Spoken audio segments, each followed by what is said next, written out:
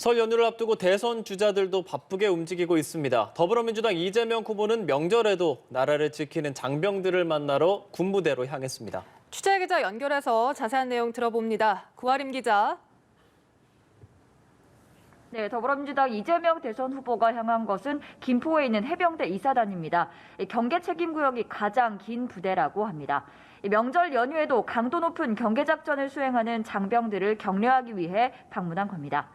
특히 20, 30대 MZ세대 장병을 만나 대화를 나누고 애로사항을 청취하겠다고 합니다. 최근 북한의 미사일 발사가 있었던 만큼 이재명 후보는 국방 현장을 꼼꼼히 살피고 또 안보와 관련한 발언도 할 것으로 전망됩니다. 이재명 후보는 오후에는 대한의사협회를 방문할 예정인데요. 최근 오미크론 변이 바이러스 확산세가 거세지는 만큼 의료계 의견을 듣고 대책도 논의할 계획입니다. 특히 지역 간 이동이 늘어나는 연휴를 앞두고 방역 최일선에서 힘쓰는 의료진에게 격려의 메시지도 있을 것으로 보입니다. 네, 이번에는 국민의힘 윤석열 후보 소식 들어보겠습니다. 연일 정책 행보를 보이고 있는데 오늘은 디지털에 방점을 찍은 것 같네요. 네, 그렇습니다. 윤석열 후보 잠시 후 당사에서 공약을 발표하는데요. 디지털 지구시대 경제 비전을 발표한다고 합니다. 모든 것이 실시간으로 연결되는 디지털 시대에 맞는 경제 패러다임 전환이 필요하다는 내용입니다.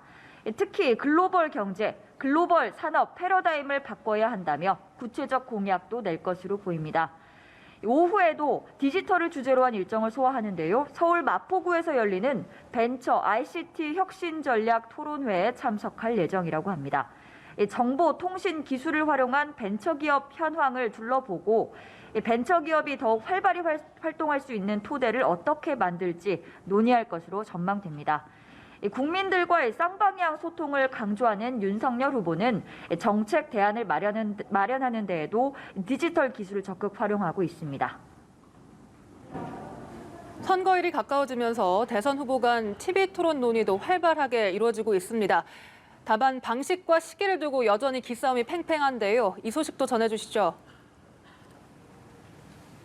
네, 그렇습니다. 우선 오늘 오후에 지상파 3사가 주관하는 다자 토론과 관련해 사전 협의가 이루어집니다.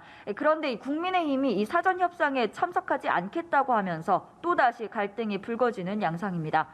국민의힘 토론협상단장인 성일종 의원은 MBC 라디오 인터뷰에서 국민들이 이재명 후보와 윤석열 후보 사이 1대1 토론을 보고 싶어 하기 때문에 양자 토론을 하면 되는데 이 민주당이 다자 토론이라는 커튼 뒤에 숨어서 피하려 한다고 말했습니다. 또 국민의힘 토론협상단은 조금 전 공식 입장문을 내고 민주당을 향해 오는 31일 오후 7시 1대1 토론을 하자며 실무협상 회동을 제안했습니다. 민주당은 양자보다 사자 토론이 우선이라는 입장을 밝혀왔는데요. 국민의힘의 회동 제안에 응할지는 아직 확인되지 않고 있습니다.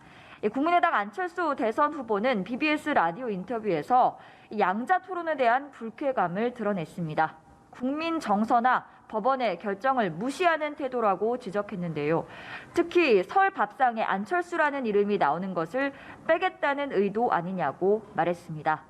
내일부터 설 연휴가 본격적으로 시작되는 만큼 여야는 오늘 토론 날짜와 방식을 두고 끝장 협상을 이어갈 것으로 보입니다. 지금까지 국회에서 전해드렸습니다.